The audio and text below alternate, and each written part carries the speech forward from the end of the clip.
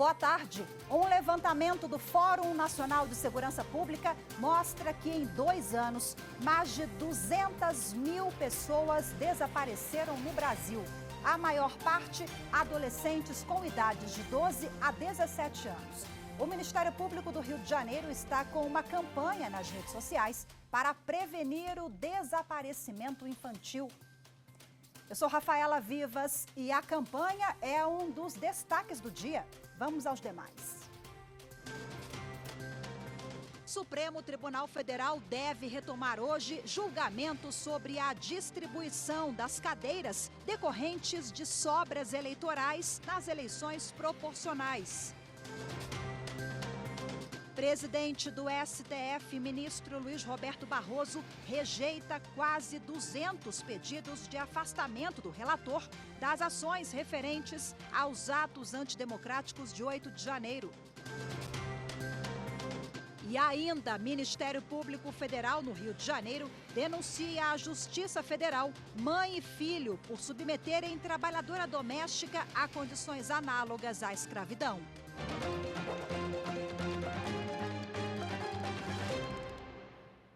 O plenário do Supremo Tribunal Federal deve retomar hoje o julgamento sobre a distribuição das cadeiras decorrentes de sobras eleitorais nas eleições proporcionais.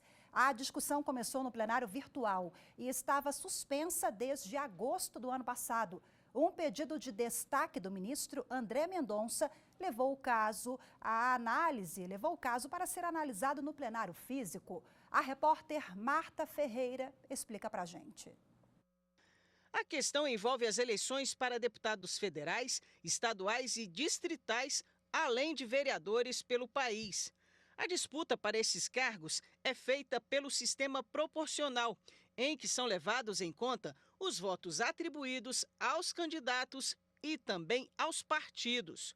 A definição dos eleitos se dá com o cálculo nessa ordem do quociente eleitoral, do quociente partidário e das sobras dessa conta. O quociente eleitoral é definido pela soma do número de votos válidos dividida pelo número de cadeiras em disputa na Câmara ou na Assembleia. Os votos válidos são aqueles para um candidato ou uma legenda, excluindo-se os brancos e os nulos. O quociente partidário é o resultado da divisão da soma dos votos válidos de cada partido ou coligação pelo quociente eleitoral.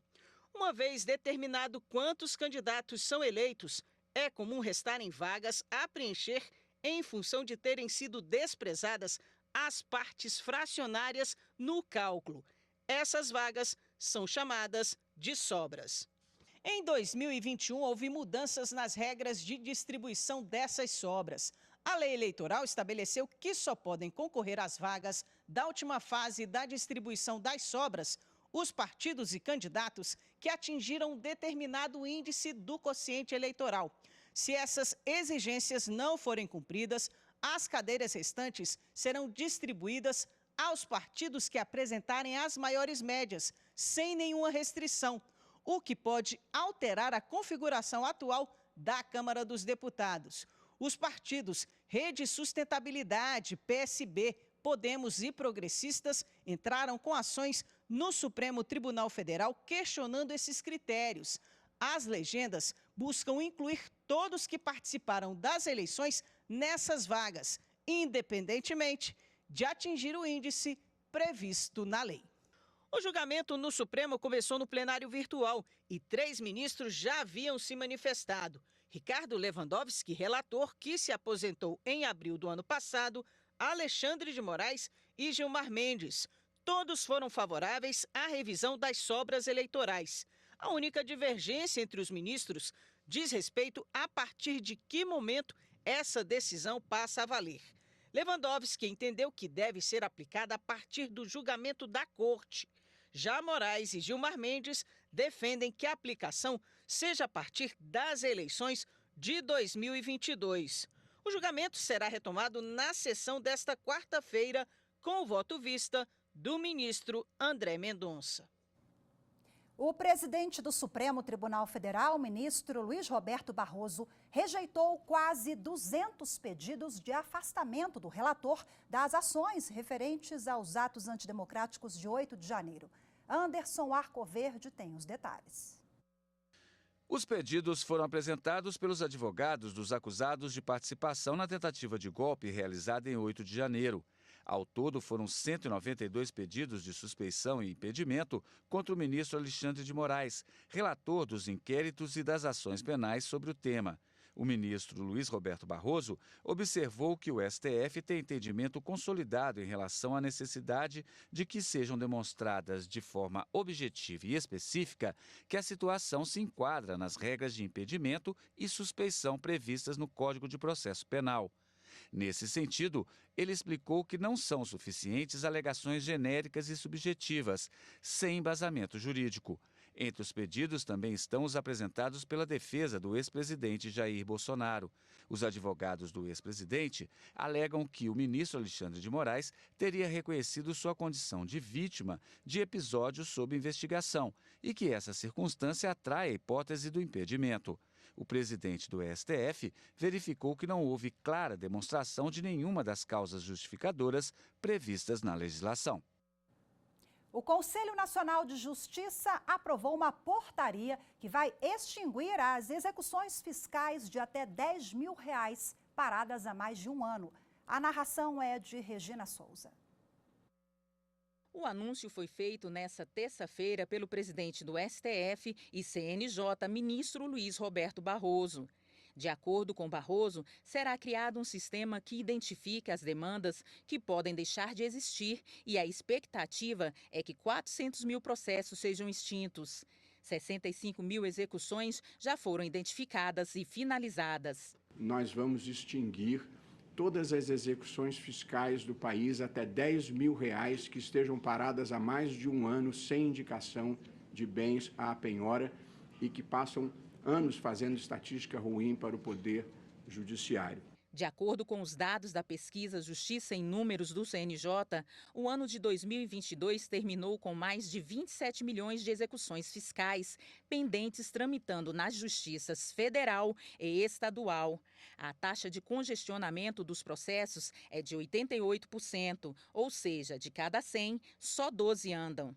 A portaria que vai solucionar esse problema foi assinada pelo CNJ, a Advocacia Geral da União, a Procuradoria-Geral da Fazenda Nacional e os 6 tribunais regionais federais.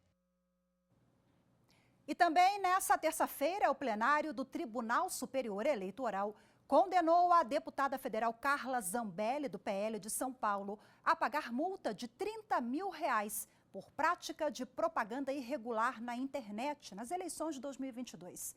A narração é de Carolina Chaves. Nessa terça-feira, o plenário do Tribunal Superior Eleitoral condenou a deputada federal Carla Zambelli e outros envolvidos por prática de propaganda irregular na internet nas eleições 2022. A ação da coligação Brasil da Esperança teve como causa principal a disseminação de desinformação com o objetivo de diminuir a confiança no processo eletrônico de votação. As postagens alegavam que o QR Code presente na versão digital do título de eleitor poderia registrar votos em favor ao presidente Lula, à época candidato à presidência da República. O plenário determinou o pagamento de multas e a exclusão dos conteúdos das plataformas digitais. Carla Zambelli Salgado foi condenada a pagar multa de R$30 mil. Dácio Bracarense Filgueiras e Inácio Florencio Filho, também citados no processo, terão de pagar R$15 mil cada por criação e divulgação de informações falsas. O ministro Floriano de Azevedo Marques, relator do processo, destacou que o QR Code serve apenas para autenticar o documento na Justiça Eleitoral. Ao ler o tal QR Code, tanto no aplicativo e-título como no título impresso, são exibidos os dados pessoais do eleitor e as informações sobre o local de votação. A ferramenta não substitui a urna eletrônica, não é usada para contabilizar votos e não interfere na votação em si. Portanto, qualquer afirmação de afirmação ou questionamento que vincule o título eleitoral à possibilidade de direcionamento de voto caracteriza a grave e flagrante distorção da verdade que atinge diretamente o processo eleitoral. A descrição do conteúdo do vídeo impugnado, em especial a parte em que o representado Dácio indaga sobre a razão de um sistema da Justiça Eleitoral estar fazendo campanha antecipada para o candidato Lula, é suficiente para se chegar a juízo de que houve divulgação e compartilhamento de fato sabidamente inverídico, implicando o reconhecimento de propaganda eleitoral irregular. E agora, um alerta aos eleitores de mais de 5.500 municípios do país que vão às urnas este ano para escolher prefeitos, vices e vereadores. Quem tiver pendências com a Justiça Eleitoral deve regularizar a situação até o dia 8 de maio para votar em outubro. Rimac Souto. Até o dia 6 de maio, quando o cadastro eleitoral será fechado, o eleitorado poderá fazer atualização dos dados cadastrais, como, por exemplo, local de votação e transferência do domicílio eleitoral. Até lá, os jovens com idade acima de 16 anos ou que vão completar 16 até a data da eleição, 6 de outubro, podem tirar o título eleitoral. Tanto a emissão do novo documento quanto a atualização dos dados podem ser feitas pelo site do Tribunal Regional Eleitoral de cada estado ou ainda na página do TSE. E tem também a opção do cartório eleitoral. A seguir, vamos falar sobre a campanha do Ministério Público do Rio de Janeiro nas redes sociais para prevenir o desaparecimento infantil. As informações em instantes, voltamos já.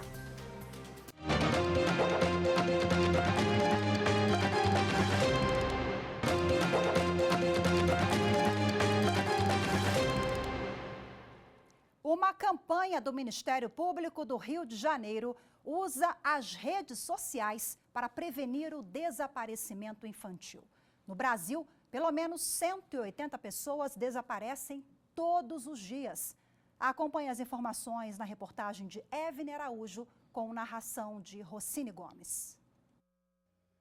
Os rostos enchem a página de anúncio. Para muitos, são desconhecidos, mas cada uma dessas pessoas significa tudo para alguém. Quem tem um parente desaparecido sofre a agonia de esperar por informações. Um levantamento do Fórum Nacional de Segurança Pública mostra que, em 2 anos, mais de 200 mil pessoas desapareceram no Brasil. Em média, são registrados 183 casos por dia. A maior parte é de adolescentes de 12 a 17 anos. No início do ano, um caso chamou a atenção no Rio de Janeiro. Um menino de 6 anos sumiu na praia da Barra da Tijuca. As últimas imagens divulgadas pela polícia mostram a criança próxima ao mar. O garoto não foi encontrado até agora. Diante das estatísticas, o Ministério Público do Rio de Janeiro lançou nas redes sociais uma campanha de conscientização sobre o desaparecimento infantil. O material, direcionado a pais irresponsáveis, é composto por ilustrações com dicas e cuidados que devem ser tomados com as crianças, principalmente em locais abertos e com grande circulação de pessoas. Bom, e para falar agora sobre esse assunto que é tão dramático e sensível, eu converso ao vivo de forma remota com a promotora de justiça, Roberta Rosa Ribeiro, que é coordenadora de Direitos Humanos e Minorias do Ministério Público do Rio de Janeiro. Boa tarde, seja muito bem-vinda, promotora. Boa tarde, Rafaela e todos que nos assistem. Para mim é muito importante estar aqui hoje falando sobre esse fenômeno do desaparecimento infantil. E explica para a gente, então, promotora, qual é o mote dessa campanha, por gentileza, e qual é a importância? O Ministério Público do Rio de Janeiro, ele desenvolveu essa ferramenta, né, desse sistema de localização e identificação de pessoas desaparecidas, entendendo a complexidade desse fenômeno. Então, pensar o problema a partir de dados, né, a partir de evidências, e fazendo, né, compreendendo e percebendo esse recorte, né, de maior número de desaparecimento de crianças e adolescentes, pensando em iniciativas, em ações para prevenir a ocorrência desse problema, não só de elucidar os casos de desaparecimento, que, claro, é muito importante, mas também pensar em estratégias para a diminuição da ocorrência desses fatos. Promotora, quais são as principais estratégias para tentar minimizar ou frear esses casos? Um dos pontos, né, que a gente coloca é a importância de se tirar a carteira de identidade. A identidade, né, assim que a criança nasce, ela tem a certidão de nascimento, que tem ali os dados biográficos, né, o nome, a filiação, o local de nascimento, mas que a gente precisa, e por isso a gente também vem trabalhando na importância de se ter a emissão da identidade no momento do nascimento, com a extração, né, da biometria, que não muda, né, mas a gente precisa de todo um aparato tecnológico diferenciado para que isso aconteça com o recém-nascido.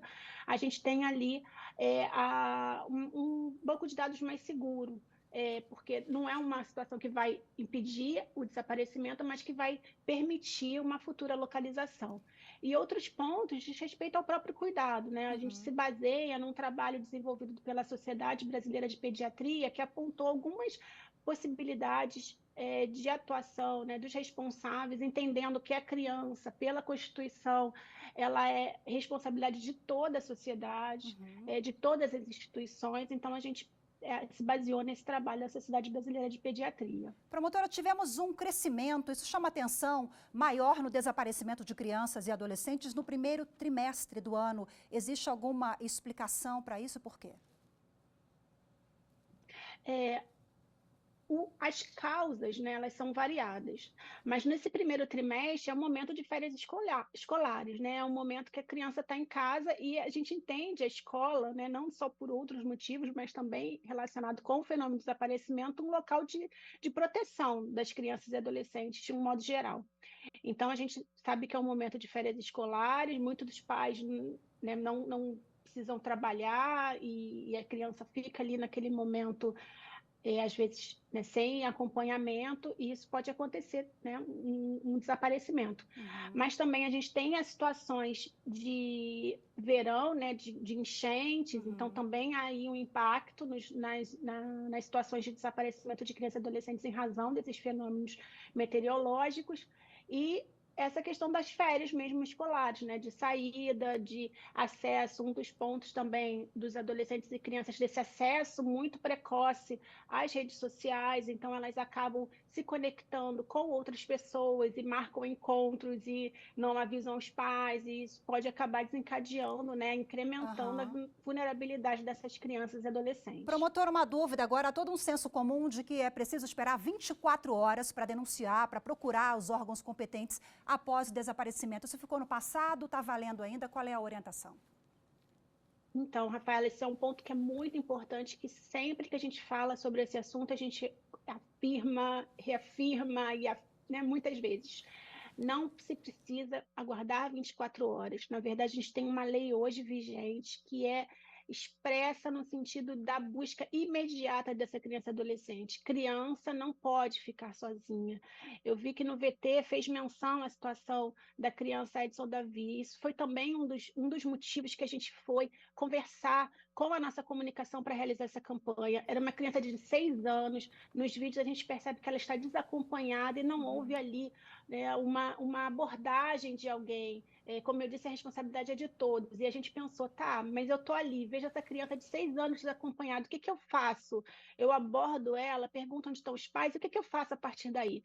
Então, a ideia, quando a gente coloca sobre essa necessidade de falar com os agentes, né, identificar as autoridades, é o corpo de bombeiro, o guarda-vida que está ali na praia, é um guarda municipal, é entrar em contato com os conselhos tutelares, a legislação, o regime jurídico, né, que fala sobre esses direitos das crianças e adolescentes, ela é muito claro sobre a existência de um sistema de proteção. Então, como acionar esse sistema de proteção? Então, a ideia é de fazer essa campanha nesse sentido, de esclarecer a existência e de como a gente pode acionar e pensar na proteção. Então, assim, de várias oportunidades que o Edson, que essa criança perdeu ali, né, de ser abordada, e a gente não está ainda vivendo esse drama de não localizá-lo. Então, isso também foi um dos motivos que a gente pensou nessa campanha, porque a gente pensa, o que a gente faz? Né? Ver uma criança desacompanhada, o que a gente pode fazer?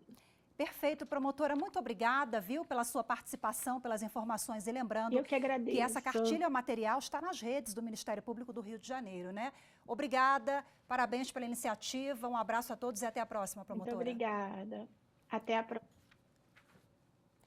A seguir, mãe e filho são denunciados por manterem trabalhadora doméstica em trabalho análogo ao de escravo. As informações em instantes, voltamos já.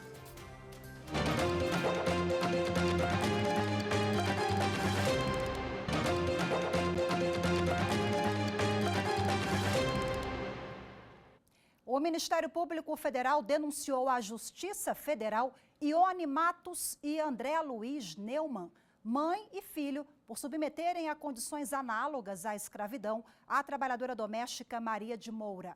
O MPF também sugeriu que a vítima fosse indenizada pela família no valor de R$150 mil por danos morais.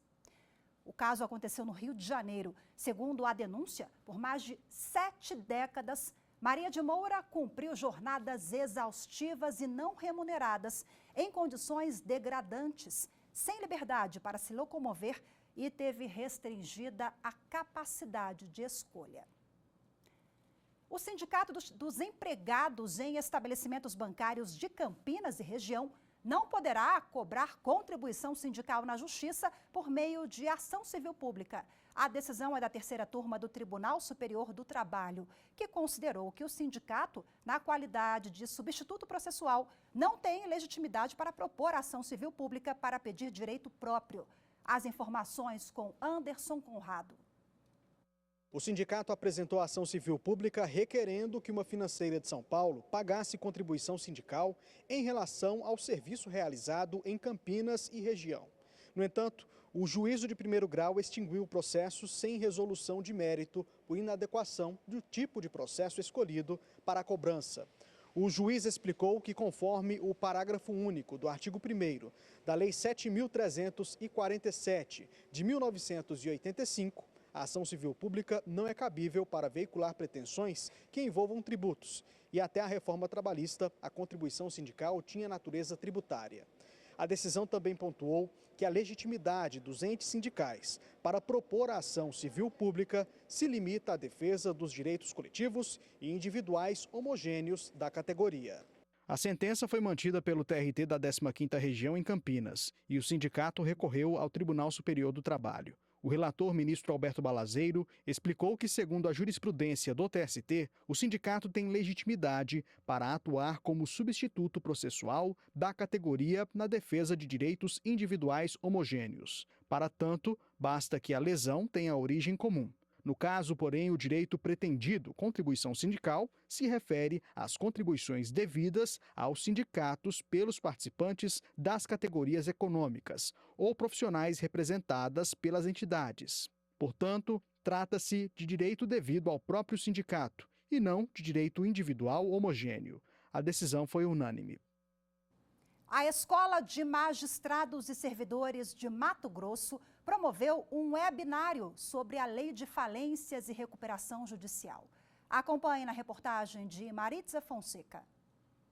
Para evitar a falência, uma empresa pode entrar com o pedido de recuperação judicial. Este processo permite que a empresa suspenda e renegocie parte das dívidas acumuladas, evitando o encerramento da atividade e garantindo o cumprimento das obrigações, como o pagamento de contas, fornecedores, funcionários e impostos. Os pedidos de recuperação judicial aumentaram em 2023 68% em comparação com o ano anterior, atingindo 1.400 pedidos de acordo com informação divulgada pelo Serasa.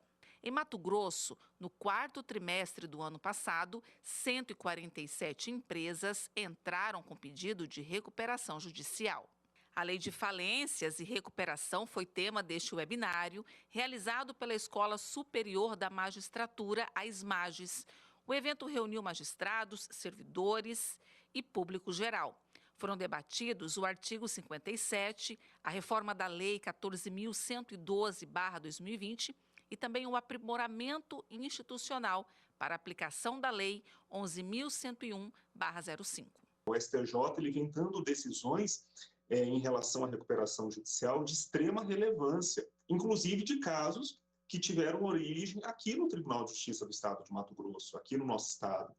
Então, é muito importante isso, acompanhar de que forma que o STJ vem decidindo, o impacto dessas decisões do STJ na recuperação judicial, na questão econômica, não só empresarial, mas do próprio estado de Mato Grosso. O Tribunal do Mato Grosso tem estado muito atento às orientações emanadas do Conselho Nacional de Justiça, especialmente do FONAREF, do Fórum Nacional de Recuperação de Empresas e Falências. E faz sentido que seja assim, até porque a magistrada titular da primeira vara de falências e recuperações judiciais de Mato Grosso, né, de Cuiabá, ela é também membro do FONAREF. Então, o Mato Grosso e o Tribunal do Mato Grosso estão de parabéns em relação ao desenvolvimento do seu ambiente institucional.